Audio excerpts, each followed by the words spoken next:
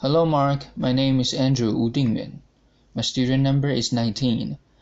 I'm an English major and I'm a junior in NCUE. And the title of the speech is For the Love of Birds. And the name of the speaker is Wachira.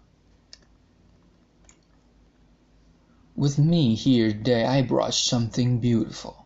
This is a feather from one of the most beautiful birds we have in Kenya, the crested guinea fowl.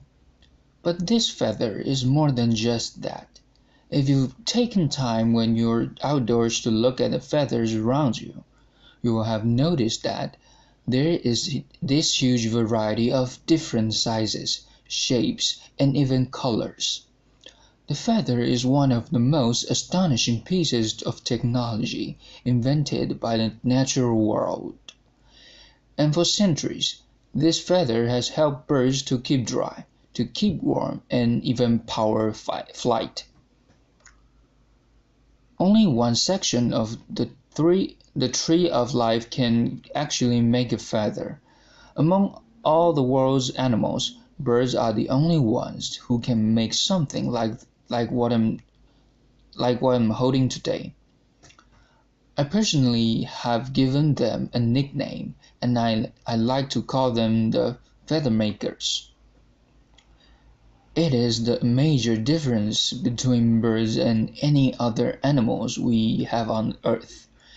And if you can't make a feather, you cannot call yourself a bird.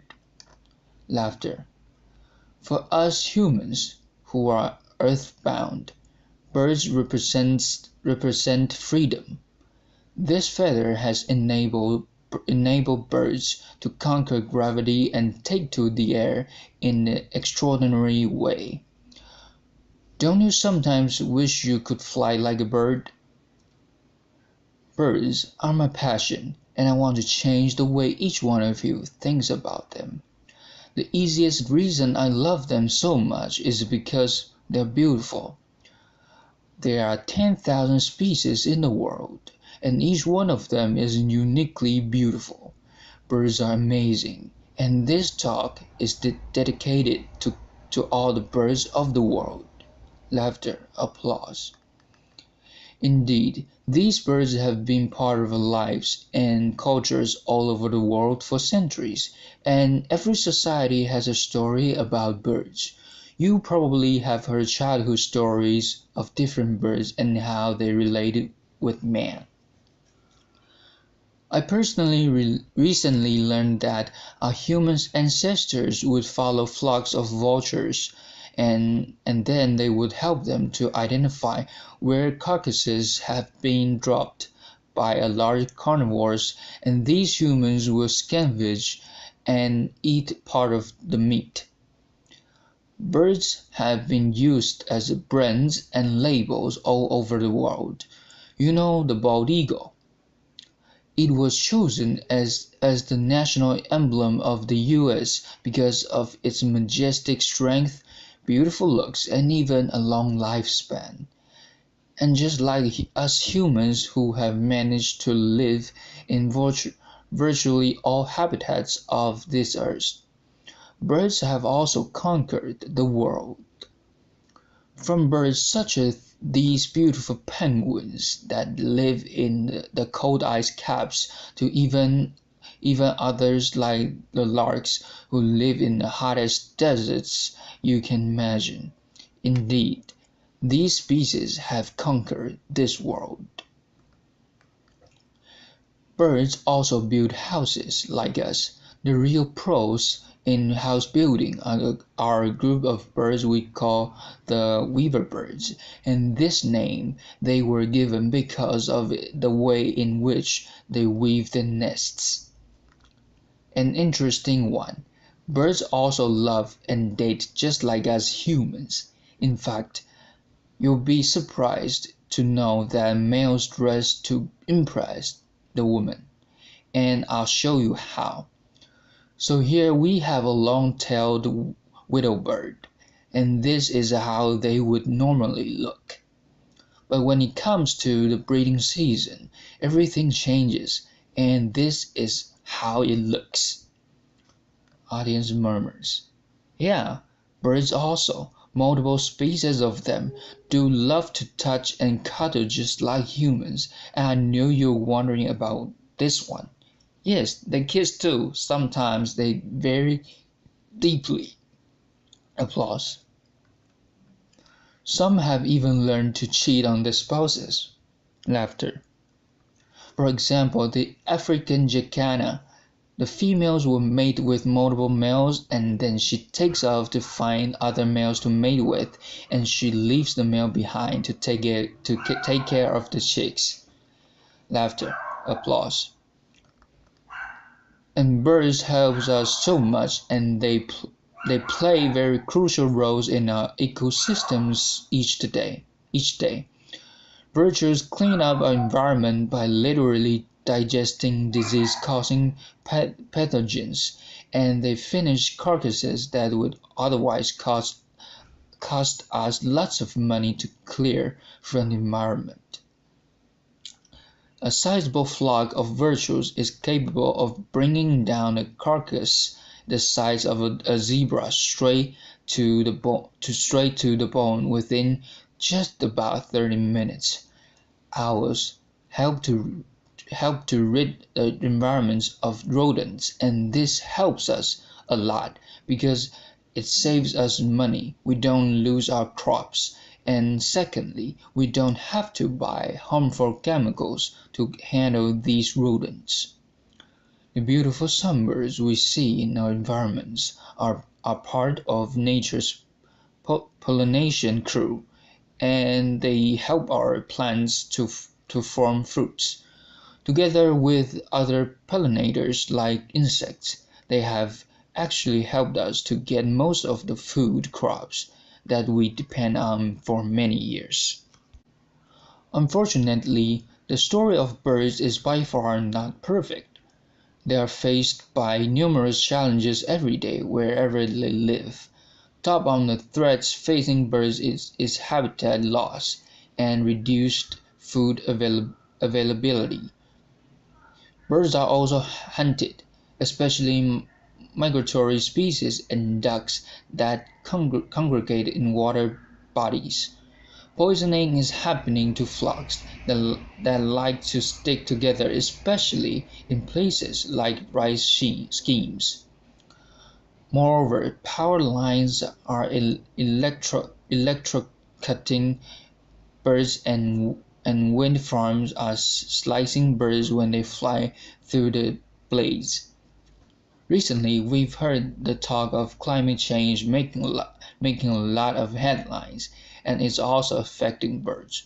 Because birds are being forced to migrate to better breeding and feeding grounds because unfortunately where they used to live is no longer habitable.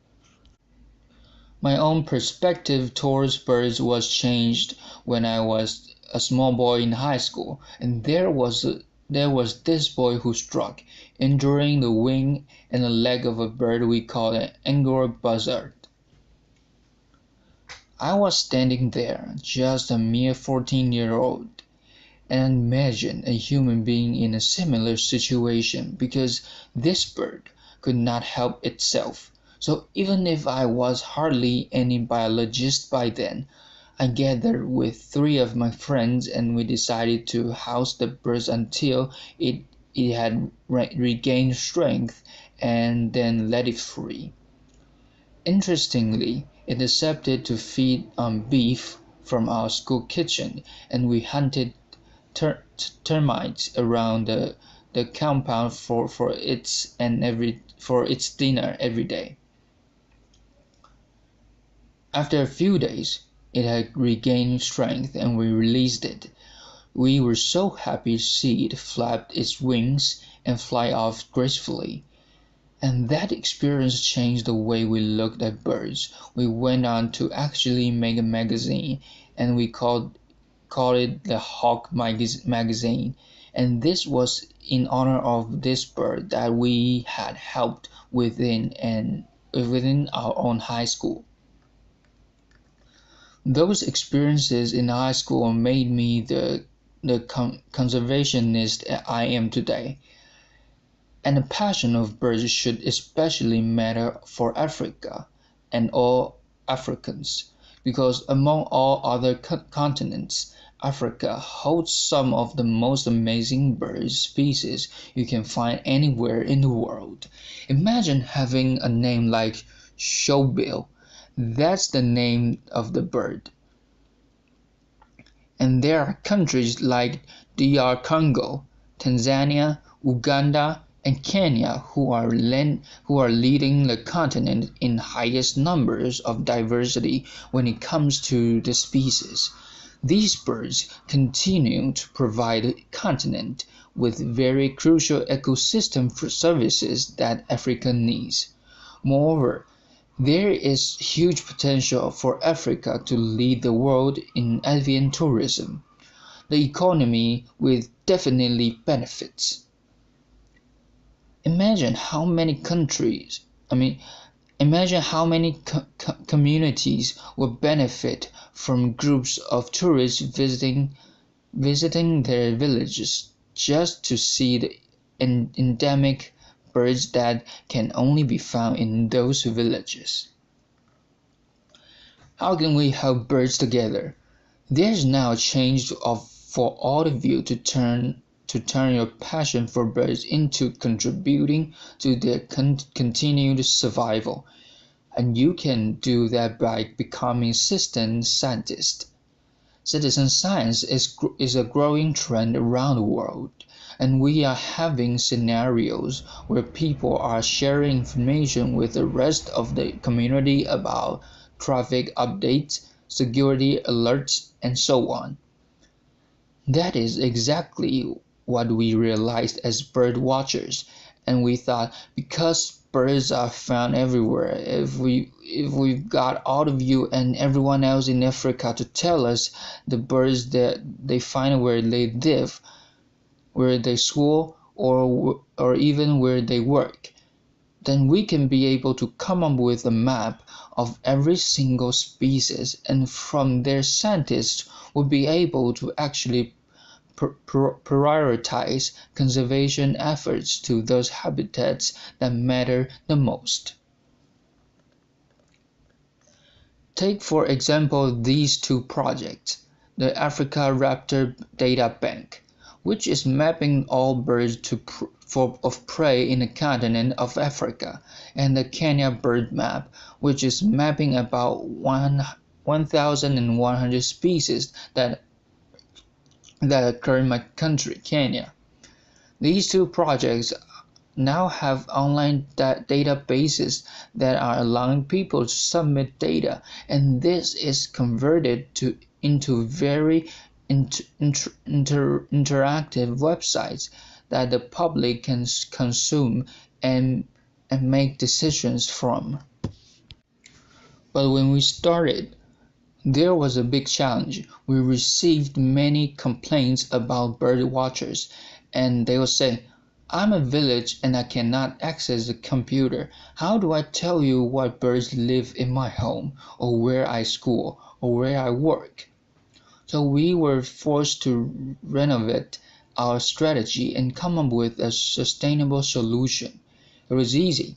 We immediately realized that mobile phones were becoming increasingly common in Africa, and most of the regions could get access to one. So we came up with mobile phone applications that you can use on your iPhone and on your Android phone. And we made them freely available for every bird watching enthusiast out there. So we came up with Bird Laser, which is used by the Kenya Bird Map, and also we have the African Raptor Observations, which is now used by the African Raptor Data Bank. This was a huge breakthrough in our work, and it made us get enormous amounts of data from every birder out there in the regions. With this, we realized that citizen science is indeed very powerful. The reason being, citizen science is adaptive, and we were able to actually convert many bird watchers to start sharing new information with us. When we were starting, we didn't know that birds could be a huge gateway to approaching conservations of other forms of animals. Interestingly, now in the Virtual Museum of Africa, we have maps for dragonflies and damselflies, butterflies and moths, reptiles, frogs, orchids, spiders, scorpions, and yes, we have even mapping mushrooms. We could have imagined mapping mushrooms. So this shows us that indeed we created a community of people who care about nature in Africa. I hereby call upon all of you to join me in promoting the value of birds within your communities. Please just tell your friends about birds, for we are always inclined to love and care for that which we know. Please spend a few minutes in your free time when you are at work, at school, or maybe at home to at least look around you and see which beautiful birds are there.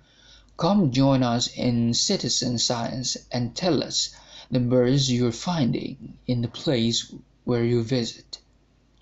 Even simpler, you could buy your child or your sibling a pair of binoculars or bird book and let them just appreciate how beautiful these birds are, because maybe one day they will want to care for that one which they know and love.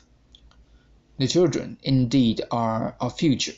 Let us please teach them to love our feather makers, because the love of birds can be a huge gateway to appreciating all forms of nature.